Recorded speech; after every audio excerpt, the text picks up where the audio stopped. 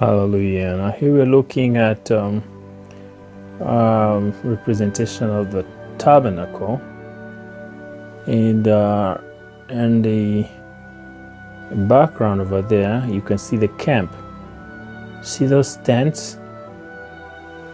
That's the camp where our ancestors used to live. It's a representation of the camp where they lived, and then in the foreground you're seeing the tabernacle. I'll be doing a separate full teaching on the tabernacle, but you can see the gate of the court, you see the court fence, and then in there you also see the tabernacle itself. But for right now, I just wanted to take a look at the tents in the background, and that is relevant to this Feast of Sukkot. All right, because Sukkot reminds us how our ancestors lived in the tents like the one you see in the background there. So I don't want to take so much time here because I'll be doing a full separate teaching, but I wanted you to kind of have a visual idea of the tents in the background, and then you can see the court over here in the tabernacle. But I'll be doing a full teaching on the tabernacle to help us understand the various components and the various parts of the tabernacle. So for now, welcome to the camp, as you can see in the background, and as we celebrate Sukkot, we are remembering this time, or that time when our ancestors were in the wilderness living in tents, and when the presence of the Lord moved, the whole camp moved. When the presence of God settled, the camp settled. So welcome to the rest of the teaching on Sukkot, and I'll be doing a separate teaching on the Day of Atonement and the Tabernacle. All right.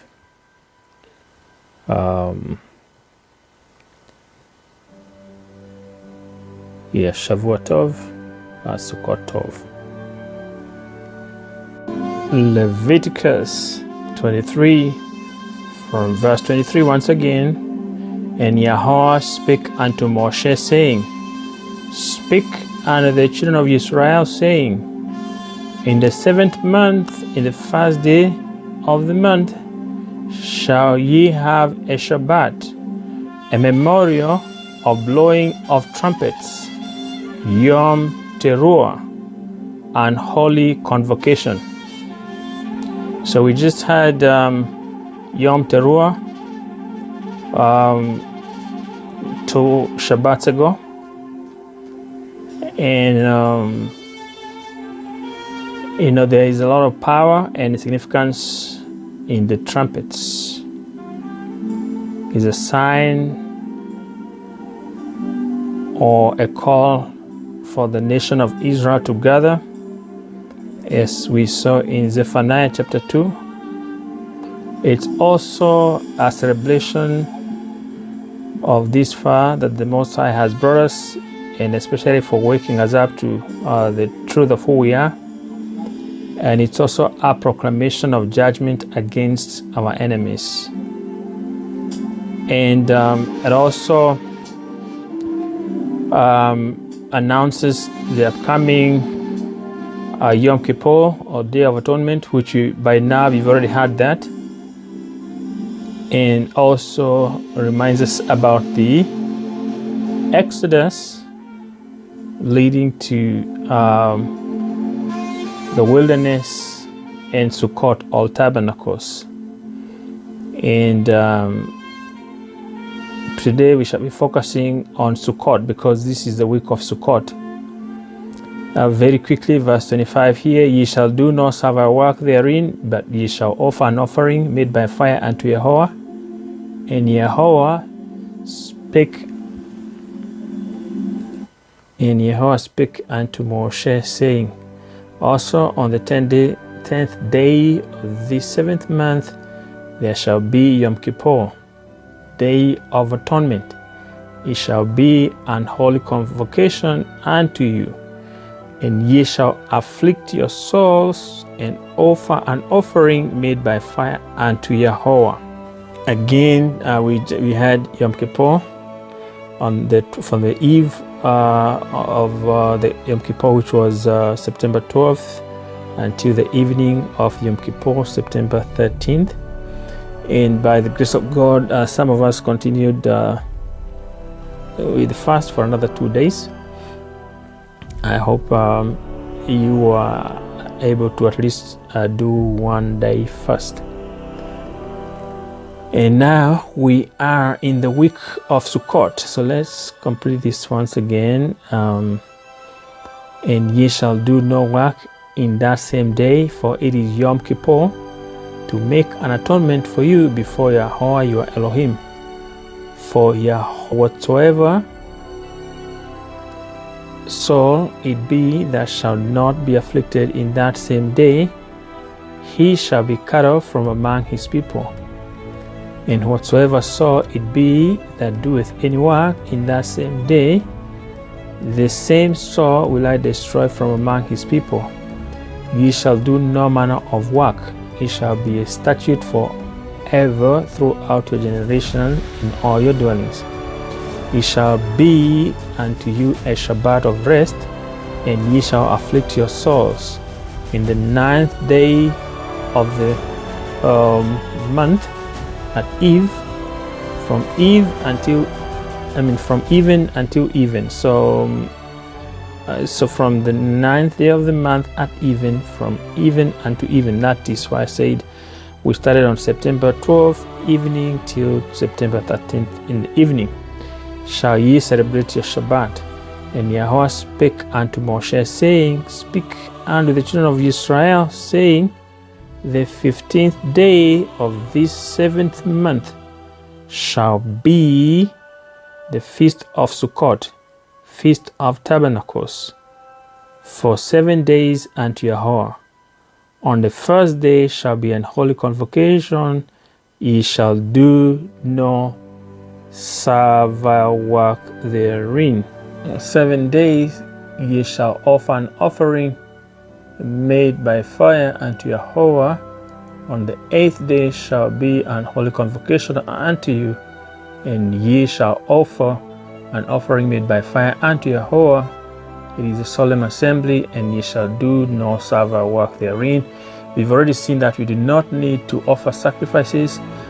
Christ was the ultimate sacrifice, but also, remember we are told to offer our bodies as a living sacrifice, holy and acceptable unto the Lord. So that means is that we live holy and righteous, lives that are acceptable before Yahweh. So this is talking about Sukkot, and I want to move on quickly to the book of Nehemiah. All right, Nehemiah chapter 8, and we're going to skip over to verse 13.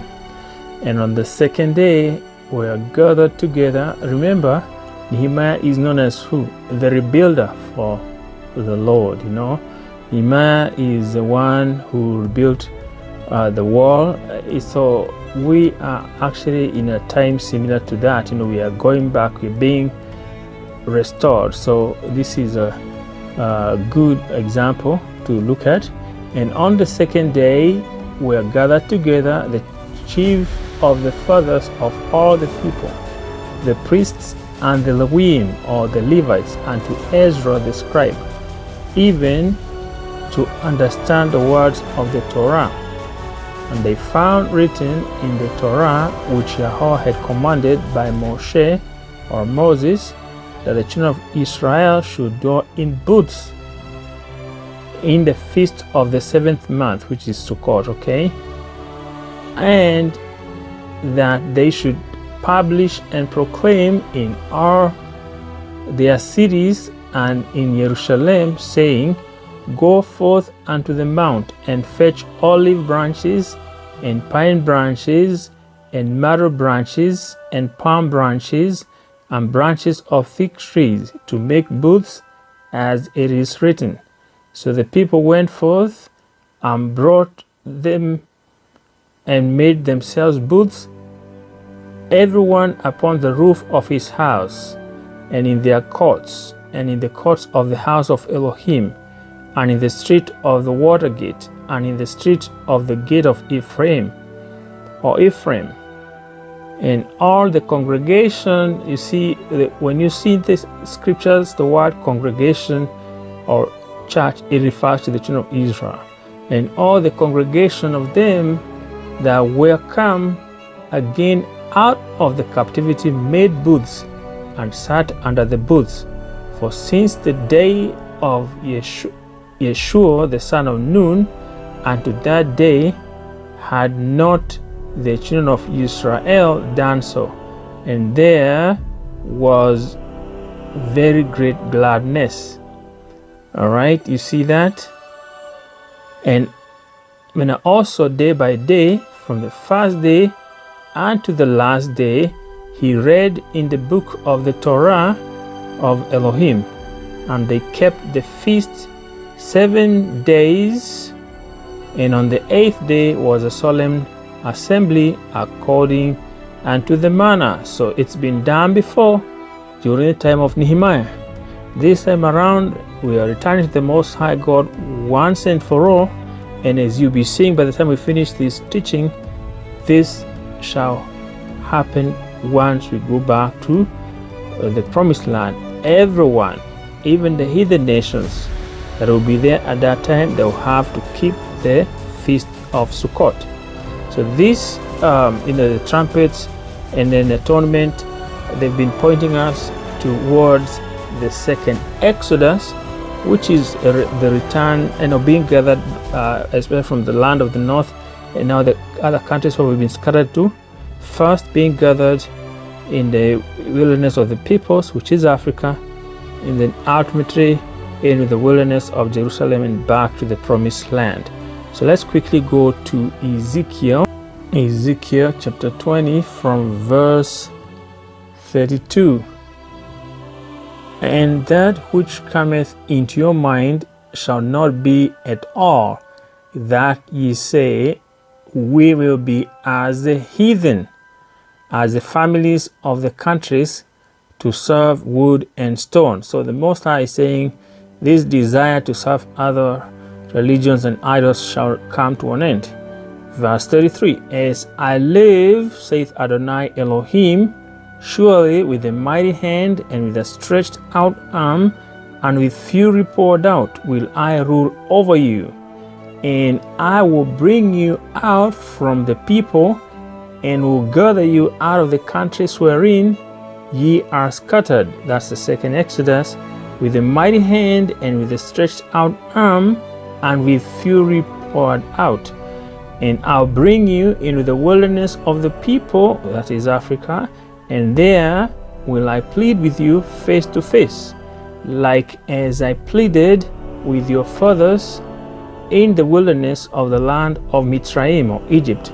So will I plead with you, said Adonai Elohim, and I'll cause you to pass under the rod, and I'll bring you into the bond of the covenant, meaning we shall go through the laws.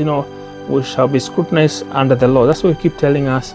We need to return to the laws, statutes, and commandments. What about those who despise the laws, statutes, and commandments and don't want to go back to the laws, statutes, and commandments? Verse 38. And I will purge out from among you the rebels and them that transgress against me. I'll bring them forth out of the country where they sojourn, and they shall not enter into the land of Israel, and ye shall know that I am Yehovah. You see that? So we see the second Exodus is coming, where we shall be gathered from all the countries where we've been scattered to, and then we shall be taken to the wilderness of the peoples, which is Africa, and there the Most High shall purge out from among us the rebels. So those who despise the law, statutes and commandments are those who think these things that we are talking about are, disdainful or not necessary, those who despise, the Most High and His laws and commandments, they'll be purged out. I'm just trying to shorten this, but if you get time, go back and read the whole of Ezekiel chapter 20, and you'll see what the Most High said about people who despised Him, our ancestors and their children. So this is, going to happen. The Most High will take us to the wilderness of the peoples, which is Africa, and then there He'll purge out the rebels, whereby He'll gather people. He says He'll bring them from out of the countries, the west and all that. But then they'll be left in Africa. They'll not be allowed to go in the promised land if they rebel. Okay, and I'm trying to shorten here in the interest of time. Let's finally go to Zechariah chapter 14. Okay, Zechariah, let's quickly look at verse 8 first. And it shall be in that day that living waters shall go out from Jerusalem, half of them toward the former sea, and half of them towards the hinder sea. In summer and in winter shall it be. And Yahweh shall be king over all the earth. In that day shall there be one Yahweh, and His name one. Alright, all the land shall be turned as a plain from Geba to Rimmon south of Jerusalem, and it shall be lifted up and inhabited in her place, from Benjamin's gate unto the place of the first gate, unto the corner gate, and from the tower of Carmel unto the king's wine presses. And men shall dwell in it, and there shall be no more utter destruction, but Jerusalem shall be safely inhabited. And this shall be the plague wherewith Yahweh will smite all the people that have fought against Jerusalem. Their flesh shall consume away while they stand upon their feet, and their eyes shall consume away in their holes, and their tongue shall consume away in their mouth. That's nuclear destruction that the enemies of the children of Israel will be destroyed with. Let's jump to verse 16. Now that's talking about the time we return to the promised land and the Most High exterminates the enemies of the children of Israel. And it shall come to pass that everyone that is left of all the nations which come against Jerusalem shall even go up from ear to ear to worship the King Yahweh of hosts, and to keep the Feast of Sukkot. You see that? When we go to the promised land, the people, even the heathen nations that will be remaining in their various nations, they will have to come year after year to Jerusalem to keep the Feast of Sukkot. So if you think what we are seeing here is taking people to bondage or back to the laws and all that, the way Eurocentric Christianity has deceived people, think again. When we go back to the promised land, we shall be keeping the Feast of Sukkot, and not just us, but all the nations, even the heathen nations. Okay, so the sooner we begin to practice and go back to this, the better, and the higher the chances that we shall not rebel in the wilderness. Okay, and you have seen in Ezekiel chapter 20 what will happen to the rebels. Verse 18.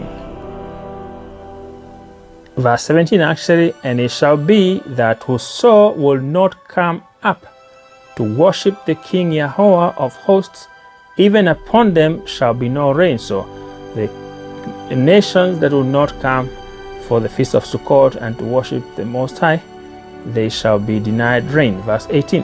And if the family of Mitzrayim or Egypt go not up and come not, that have no rain, there shall be the plague wherewith Yahweh will smite the heathen that come not up to keep the Feast of Sukkot. You see that? So if the heathen nations will be required to keep the Feast of Sukkot, how much more us who will be, the example to the heathen nations. This shall be the punishment of Mitzrayim, and the punishment of all nations that come not up to keep the Feast of Sukkot. In that day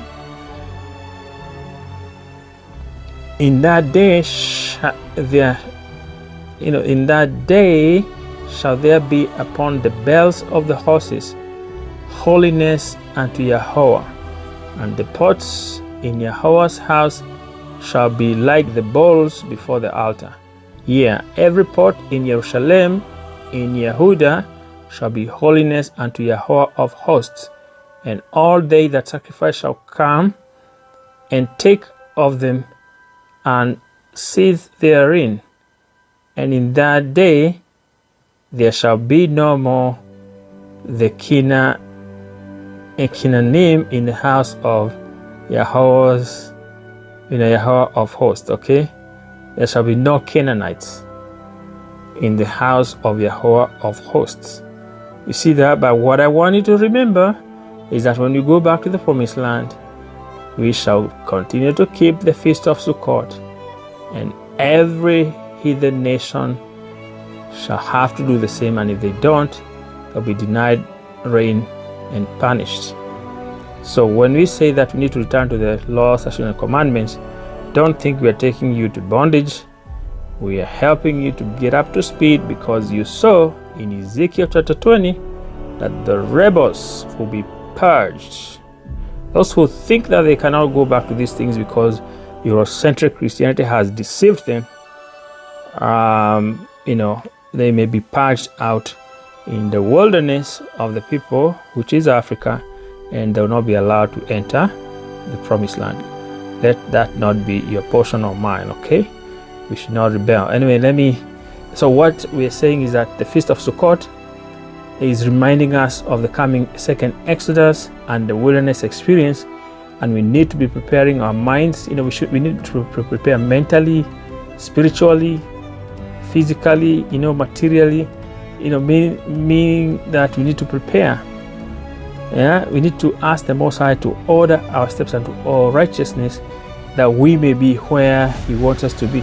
The next teaching I'll be sharing will be on Tabernacles. I don't want to make this one too long, but I'll show you. You remember when our ancestors were in the wilderness, the Lord led them by a pillar of fire or a cloud, and when the Lord moved, when His presence moved, the whole camp moved. That's how we need to move. That's another reminder that we have to move with the Lord, because the times we are living in are the days of Jacob's trouble, and we're going to the wilderness experience where we need to be careful.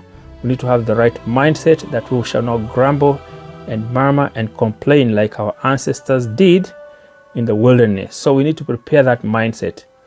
Certain things will change, as you've already seen now. Things are not going to go back to where they used to be. So we have to continue making some adjustments. We have to have that mindset. So if anybody is waiting for this to go back where they used to be, you've already started missing the bar. So wake up and get with it. Prepare for the wilderness experience. But the beautiful thing is that once we traverse through the wilderness, we shall come out on the other side, which is the promised land. And so do not rebel. Do not rebel. Do not be a rebel, because the rebels will be purged out in Africa, the wilderness of the people, and they will not be allowed to get into the promised land. And you can check out in the meantime Isaiah chapter 11, and you'll see how the Most High will split the Nile 7 times so that we can cross and get into the promised land. Okay, so Africa is the wilderness of the people, or the wilderness, and the sooner people get to understand, because some people are confused about that, especially people in Babylon and some people in Europe, but others already know that. So just like in the days of our ancestors, Africa was a place, it was a place of refuge. So that is where the Most High is going to gather us back, and then from there the rebels will be purged out, and the rest of us, by the grace of God, we shall enter the promised land. And with this, I'm going to have to kind of stop here. Wishing you to continue a beautiful week here.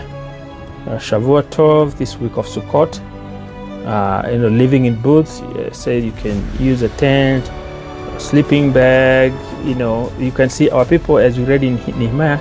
Some of them did it on top of their roofs, others in their courtyards, others in the church courtyard, or the temple. So same thing. You can start even just learning about it and appreciating it is a good first step in the right direction.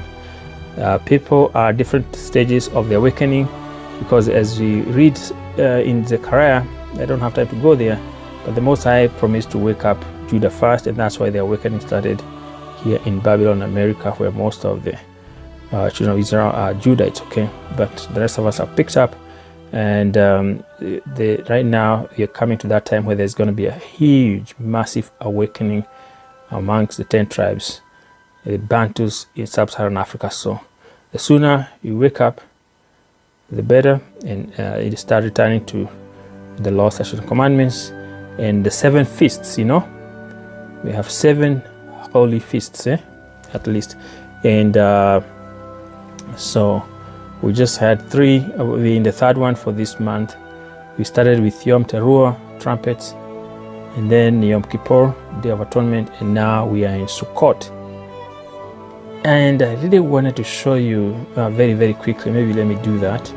In this book here, Kikuyu Mystery Revealed. Kikuyu, for those of you who don't know, it means fig tree, a symbol of Israel. And we believe that this is the descendants of Asher, a lost tribe of Israel. So the symbol, actually the name Kikuyu itself means fig tree, which is a symbol of Israel. And it's in the scriptures, but I don't have time to go there. So in this lost tribe of Israel that is predominantly in Kenya and other, mainly, and then scattered in diaspora, on page 35 in this book, very quickly, this is to show you how our people used to keep the Feast of Tabernacles or Feast of Booths before our brother Esau, the Edomites, came and colonized our people and demonized, these feasts as, animism and all that. So let me show you here what our people used to do. The Feast of Booths is celebrated to remember the 40 years exodus from Egypt to the Promised Land, when the Israelites lived in temporary makeshift tents or booths. It's a 7-day feast in which the Israelites built booths in remembrance of the Exodus. It also points to the time when King Messiah would tabernacle with his people during his millennial kingdom. It is one of these, of 3 pilgrimage feasts when men were required to appear before God with a free will gift according to their wealth. Revelation 21, 2 and 3. I also saw the holy city, the New Jerusalem, coming down out of heaven from God, prepared as a bride adorned for her husband. Now remember, Jerusalem is a people before it's a city. So when even the scriptures tell us to pray for the peace of Jerusalem, it's not talking about the city that's being trampled down by the heathens. It's talking about the true children of Israel who are scattered around the world. So when the Bible says pray for the peace of Jerusalem, it's talking about praying for the peace of the true Israelites. Jerusalem is a people before it's a city. I also saw the holy city, the New Jerusalem, coming down out of heaven from God, prepared as a bride adorned for her husband.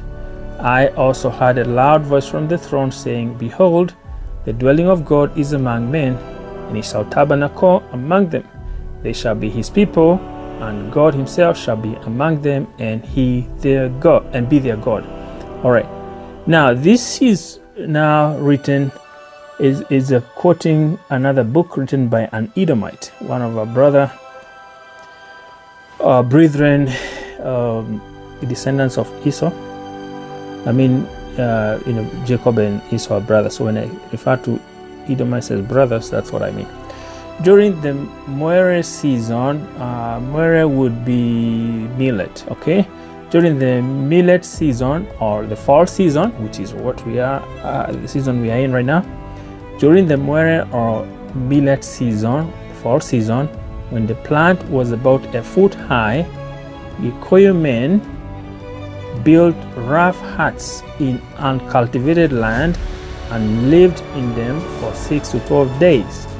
In his book, Routledge, this is an Edomite, writes, on a Kikuyu feast that corresponds to the Feast of Booths, he writes, young men have a festival of their own, which is named Dorosi, to which no one is admitted till after circumcision. And that circumcision is another sign of the Abrahamic covenant amongst our people. Yeah, it takes place when the autumn crop of moire or millet is about a foot long or foot high. Yeah? Rough huts are built in the uncultivated land, and the festival lasts 6 to 12 days. This is an Edomite writing the testimony of what he observed our people doing. When they came to colonize our people, this is what they found our people doing, all right? As many as 200 men may thus assemble. Contributions are made by the wealth of the neighborhood. There may be a ship between 2, or in a poor district only one between 15. A man of position may supply an ox. Some of the participants go home to sleep, others stay to guard the meat. Dancing takes place during the 3rd and 6th day. Routledge 1910. You see that? That's just about 110 years ago when the Edomites came to colonize Africa. This is specifically Kenya. Hosea prophesied that God would cause those exiled from the northern kingdom, the house of Israel. We keep telling you that the northern kingdom of Israel is mainly in sub-Saharan Africa as the Bantus. So the house of Israel to dwell in tents again. This points to both her restoration and the Messianic era. Deuteronomy 16, verse 16 through 17. And to recap again as we close here, Leviticus 23 verse 34, speak unto the children of Israel, saying, the 15th day of this 7th month shall be the Feast of Tabernacles for 7 days unto the Lord. Ye shall dwell in booths 7 days. All that are Israeli born shall dwell in booths, that your generation may know that I made the children of Israel to dwell in booths when I brought them out of the land of Egypt. I am the Lord your God. Another aspect of the Feast of Tabernacles was performed in the adoption of the Maasai girls by the Kikuyu women. So the Maasais, these are Hamites, but they are close to the Kikuyus. The Kikuyus are Bantus or Israelites. And one of the most interesting things you notice in Africa is that you'll find that certain Bantu tribes will have a close relationship with certain Hamite tribes, and my guess is that this is based somewhat, okay, of course, in due to fate that the tribes found themselves next to each other, but it could also be that maybe when we were in Egypt, those same tribes used to get along together with our people. So that's just my guess, but you find that certain Israelite tribes get along very well with certain Hamite tribes, and then others don't see eye to eye. Okay, so the Maasai are not Israelites, they are Hamites, but they do get along with the Kikuyu, who are Israelites.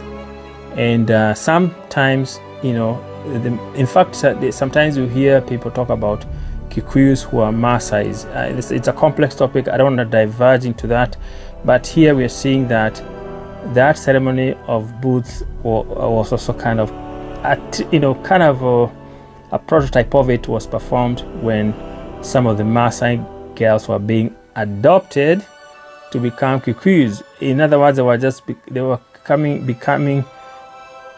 like being grafted into being Israelites, so to speak.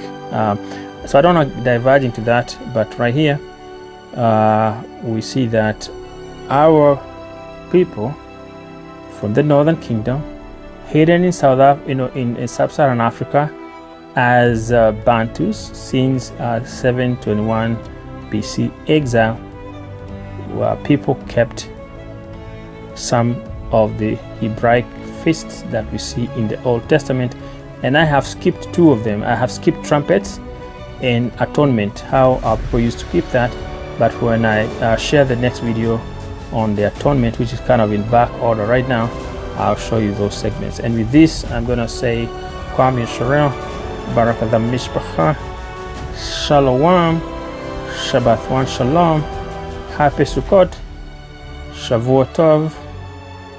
Once again, Shalom Aleichem. Shabbat One. September 22nd, and that's the moon. Now towards the southwest over there. And then right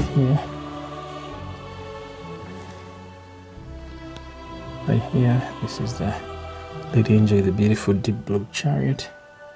And there's a group of 8 to 10 holy angels up here. Let me put this underscore here. Hallelujah. This is the lead angel right here with the beautiful deep blue chariot. Closely accompanied there by another holy angel, the beautiful silver chariot. And there is the other holy angels I mentioned earlier. I salute this lead angel and all the other holy angels. And I give God all the glory, and to Him, the Most High God, who is able to keep us all holy and to present us without blemish and with exceeding joy on the glorious day of the Lord. To God, the only wise, our Savior, you are the glory, or the honor, or the majesty, splendor, dominion, authority, riches and present worship, adoration and reverence and dignity and thanks, both now and forever and evermore. And I humble myself for the Most High God and welcome and cherish and treasure and rejoice in this amazing and unfailing company in the midst of the holy angels, and the gift and amazing signs and wonders with the moon, the stars, the sun, and all the wondrous works of the Most High God.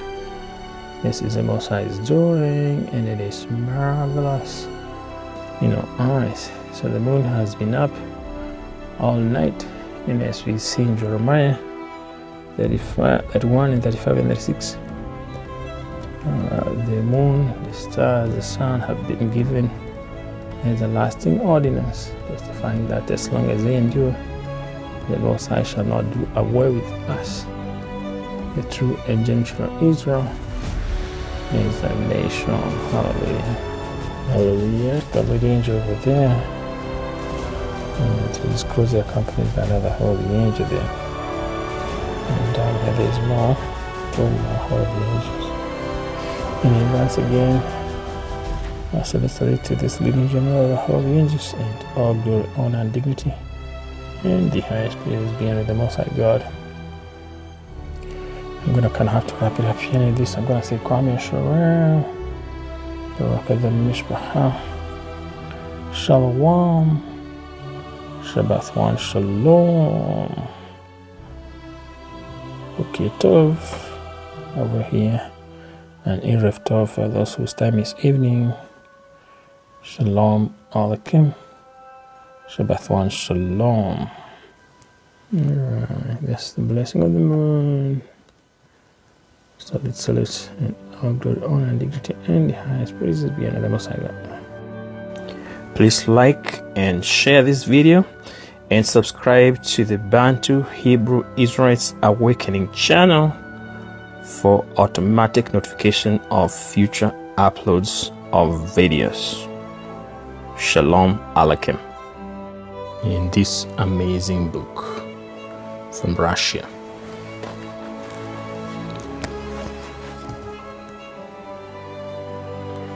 Painted within the Annunciation Cathedral.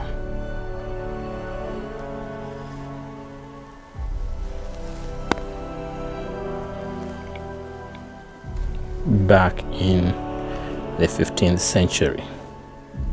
The crucifixion, this icon of the crucifixion, shows Jesus in the white garment,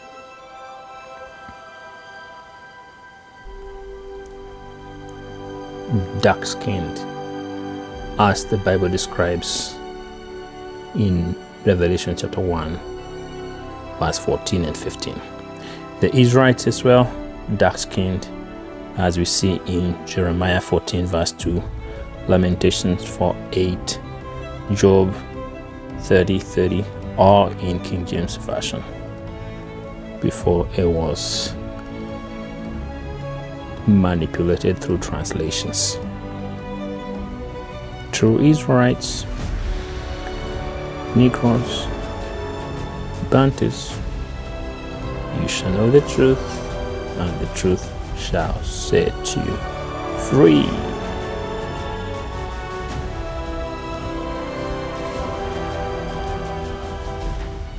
Shalom Aleichem.